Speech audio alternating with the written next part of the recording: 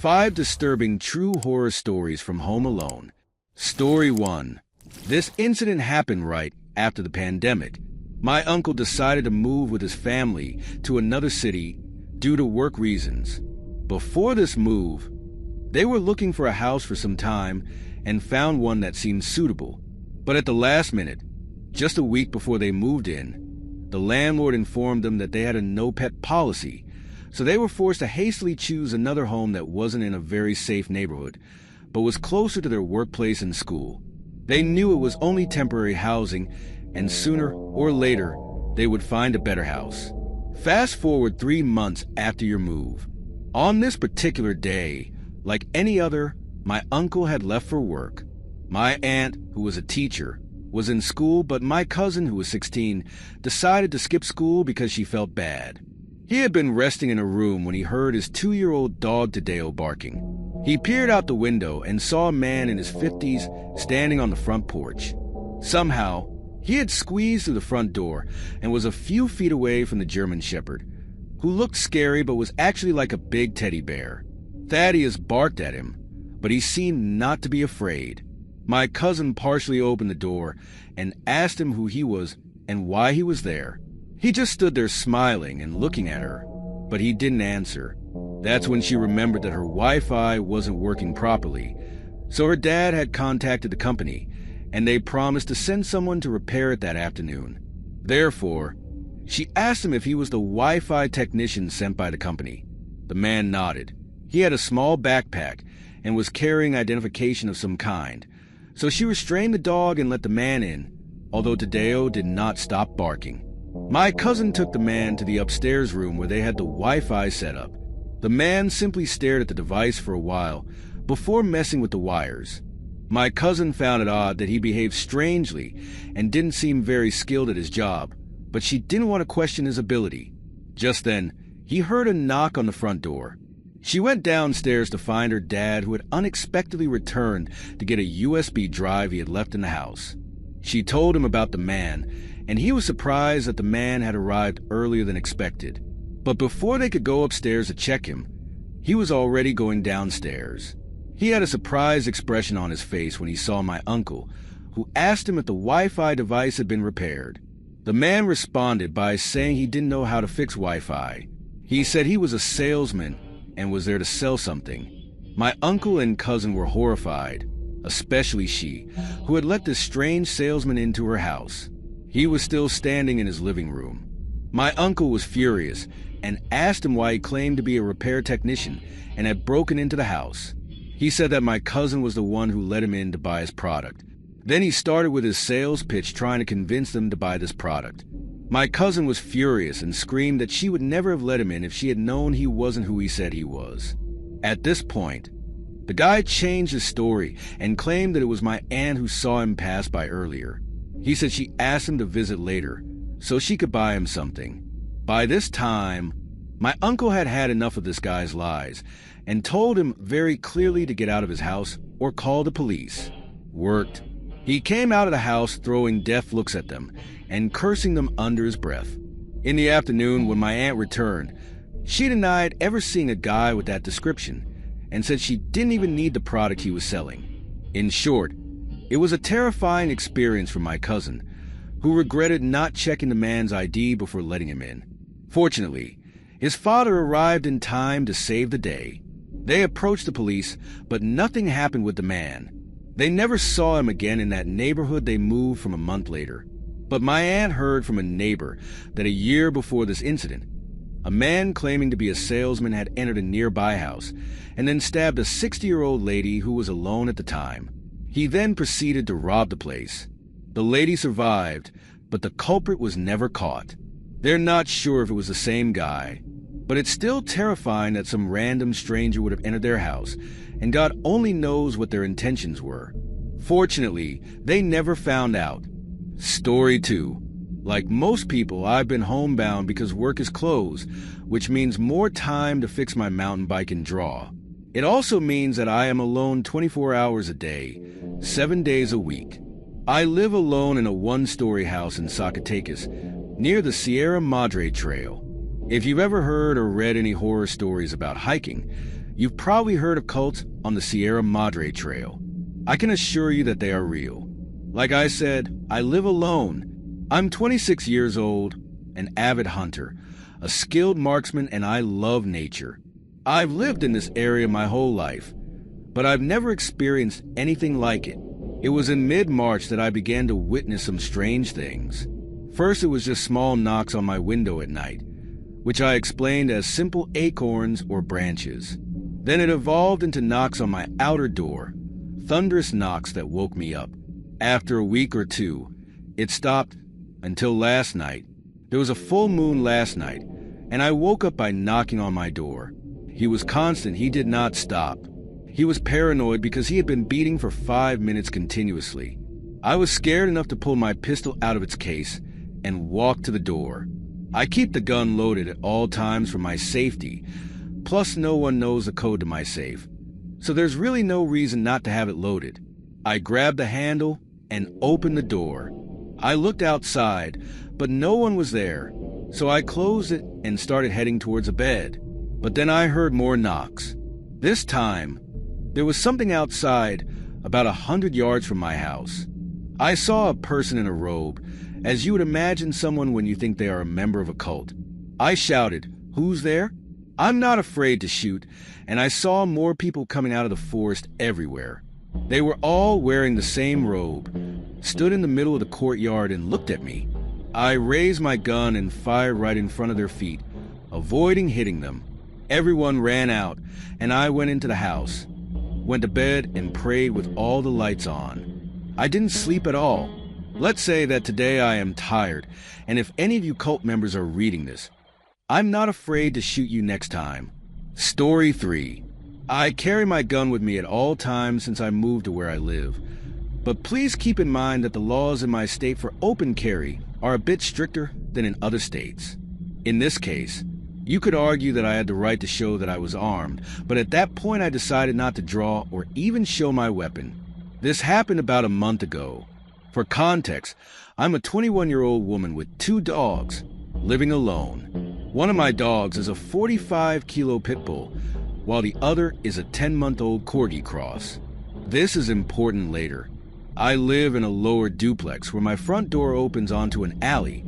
This is a place where I take my dogs to the bathroom several times a day. That's been the situation since I moved in 7 months ago. Before this incident, around 8 p.m., after a night full of Taco Bell and playing The Sims, I decided to take my 2 dogs out one last time before bed. I put the leash on both of them and put on my coat, then headed towards a small grassy space in the alley. As they did their thing, I saw 2 lights above me go out, knocking out all the light in the alley to my back door. I took out my phone and turned on the flash, so I could see my dogs. I still had to pick up after them. After turning on my phone light, I quickly looked up and saw a man dressed in loose-fitting, hooded clothing. He was standing 6 meters away from me. He must have been there for a while, as my dogs didn't hear him coming, and I didn't even notice him. I realized that I was pointing the light directly at him, and for a moment I felt bad for doing so, as he was clearly rude. That was until I saw that he was staring at me. I stood there uncomfortably for a moment, wondering if I should keep walking them or try to turn around and come back.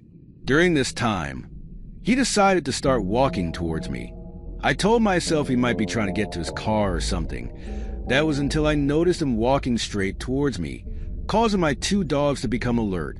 Frightened, I started to back away, hoping to get out of his way and definitely hoping that he would just pass by me.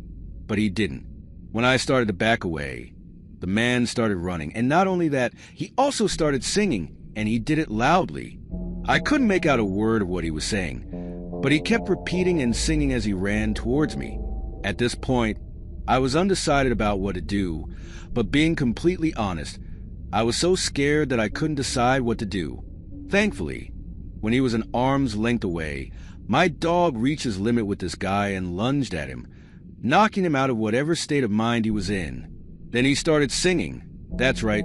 The guy stopped a few meters away from me, smiled, walked away from me singing loudly as I passed by. Keep in mind that my dogs kept barking at the guy. I froze watching him walk down the alley and across the street to the alley in the next neighborhood. I didn't move in all that time because my front door was in the next house from where I was standing. I didn't want him to see me enter so he wouldn't know where I live. Once I saw him cross the street, I ran dragging both dogs to my door, then locked it, turned off all the lights, and called the police. They said they would send someone to patrol the area. They didn't seem very concerned with someone, crying, barely able to explain what happened. After hanging up, I sat down on the floor. I was on the phone with my mom, pathetic, I know, and I saw my motion sensor turn on. Note that you have to be directly in front of my unit for it to turn on. I freaked out and called the police again, asking if the officer was in my alley. Of course, he told me no, there wasn't any officer in my part of town at the time. I explained that the motion detection light turned on and off, indicating that someone was outside. He told me to stay in line while I looked through my blinds to see who was there. Guess what? The guy was circling in front of my unit. When the dispatcher heard my panic and I explained what I saw, she sent an officer. He told me to turn on my lights again. We hoped I would scare him in case he planned to rob the place. While keeping my eyes on in between the blinds, I turned on the lights in my living room. This caught her attention. She stopped and looked straight at where she was standing. He was not moving. He began to undo something quickly as he watched. I assumed it was the chant I had heard before. Fortunately, he moved away from me and continued walking. The dispatcher informed me that the officer was now in my area. I assumed that the guy saw the officer, and that's why he kept walking. The dispatcher, who was very sweet and calm, informed me that the officers would find him and give me an update. I never heard from them again, so I assumed they caught him. I can't be sure, but that's what I tell myself. I've since called my landlord to contact the power company to fix those lights in the alley, though it wasn't a surprise that they haven't fixed them yet. I can't be sure if those lights went out by coincidence or not. I'm thankful for my dogs being there. Having a father who works in the mental health field, I didn't feel like showing that I was armed would do any good in the situation. I've been told that since it didn't sound like I was in a good state of mind, I might have elicited a worse response. I hope the guy found help, but for God's sake, he didn't come back. Story 4. This happened to me last summer. My mom and brother went to Veracruz for a week to visit family, so I was left alone with my dad. I had just taken him to work, as his license was revoked. Then I went home for a quick nap before I had to go to work myself. I woke up around 9 a.m. and started getting ready for work when I started hearing some noises. I sat quietly and then heard the sliding door open, which is just below my room. I stood in my room confused and kept listening. Then I heard some heavy footsteps going up the stairs, so I quickly went and locked my door. I walked away from the door, and what I heard next left me paralyzed in place. All the cabinets in my parents' room began to open and close violently. This lasted for a good couple of minutes, and then suddenly stopped. I got down on the floor and tried to look under my door. I began to hear footsteps. To my horror, I saw a pair of dirty gray feet quickly pass through my door. I quickly but quietly got up and pulled out my pocket knife, ready to fight whoever was on the other side of that door if they tried to get in. Then I grabbed my phone and dialed 911. I whispered to the operator that someone was at my house. The woman told me that they sent an officer to my address. I waited for what seemed like an eternity. I stayed in line with the operator, but all the time I was just expecting the worst. She told me that the cops were here, but that I'd go downstairs to open the door for them and let them in. At that moment, I gathered my courage and let the adrenaline take over. I went downstairs with a knife in my hand. Once I arrived, I dropped my knife and ran towards the officer. Then 2 more policemen arrived and told me to wait outside while they searched my house. After about 10 minutes, they came back, and what they said made me shudder. They told me they checked every room and possible entrance and found no signs of anyone ever entering. They told me to call again if anything else happened. I finished getting ready for work, arrived an hour late, and told my boss what happened. Things continued as normal. I picked up my dad from work later that day and never told him what happened. I knew that no one would believe me, and everyone would just assume I was crazy. It still baffles me that there is no sign of a break-in, but I know what I saw and what I heard. To this day, I am still confused about what happened, and the experiences are etched in my mind. It wasn't until a few days ago that I heard a similar story that made my blood run cold. I couldn't believe how similar the event was to what I experienced, but it left me with even more questions. I still live in this house, and I hate it. I'm planning to move soon because there are times when fear paralyzes me in the comfort of my home. Story 5. This happened to me when I was 14. I found myself home alone one afternoon. It was getting dark outside, and everything was quiet in my neighborhood. I didn't know, or I don't know if I knew, that this ordinary night would turn into a terrifying experience that I would never forget. As I sat in my living room watching TV, I enjoyed the peace and quiet. My parents were away for the weekend, and my older brother was with his friends. He was supposed to stay with me, but he came out anyway. Suddenly, the doorbell rang. I wasn't supposed to answer when I was alone, but I couldn't help but check. It could have been one of my friends, or maybe my brother forgot his key. It was the front door, though, and my brother would have gone next door. Anyway, he was curious enough to check it out. I walked over to the front door and looked out the side window to see a man standing there. He was wearing what looked like a work uniform, and I could tell he was a repairman. His smile seemed a little forced, which made me feel uncomfortable. That wasn't the only bad thing, though. It was after 6 p.m. on a Saturday, so even if my parents accidentally made an appointment for something, it wouldn't be at that time. I also didn't see any cars or trucks in the driveway. I assumed he parked on the street on the corner, but I didn't understand why. Instead of opening the door, I decided to talk to him through the window. I asked him what he wanted. He said he was sent to fix a problem with our heating system and needed immediate attention. Something about his way made me uncomfortable, and I knew I shouldn't let him in without my parents' permission. To be honest, I thought it was a legitimate mistake. I thought he had come to the wrong house, so I was really trying to help him. He insisted that it was my home and asked me to open the door. I maintained my position and told him that I could not let him in without my parents being home. But he kept insisting, trying to persuade me to open the door. His words felt manipulative, and I was starting to get pretty scared. I told him that my parents would be back soon, trying to scare him, but he didn't move. I knew I could go through that window if I really wanted to. I would have called the police, but my phone was in the other room, and I was too afraid to leave the door. I thought I'd break it if I left for a second. Then, the man began to knock on the door. It sounded like he was going to knock her down. I was surprised at how weak he actually was. I could hear the wood splintering. I was about to run and get my phone when, out of nowhere, a car pulled up in my driveway. I was surprised because my parents weren't going to come back until the next day and my brother didn't have a car. I looked closer and could see that it was one of my neighbors, Mrs. Oppenlander. As soon as the man noticed the car, he turned around and left. He turned the corner and was out of sight from my window. I still don't know what kind of vehicle I had. After he left, Mrs. Oppenlander called the police. I was grateful for her at the time. It was really lucky that I saw what was happening and recognized the situation for what it was. The man was about to break down my door, and I had no way to stop him. My parents returned home the next day and were very worried about what happened. We had to replace our front door because of the damage the guy did to it.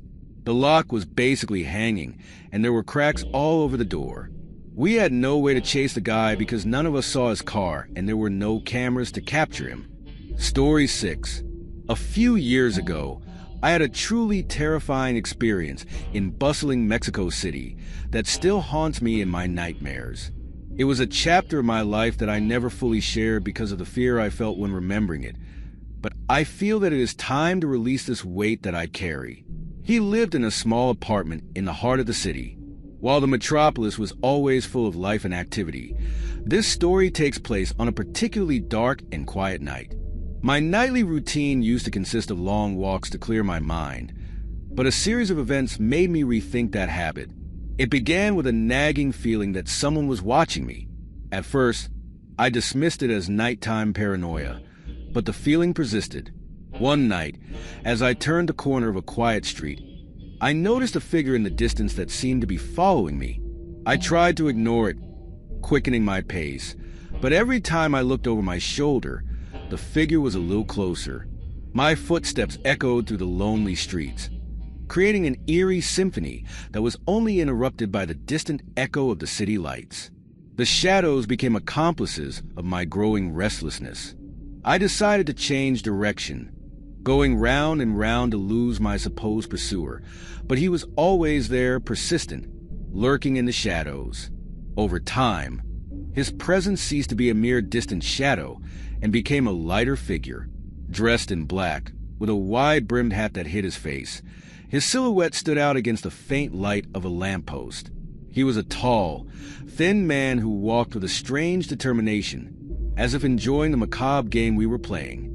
The atmosphere became dense, filled with palpable fear. My footsteps resonated faster, but so did his. Every time I stopped to look back, he did the same. I walked through dark alleys, but he was always there in the gloom, watching me with malevolent patience.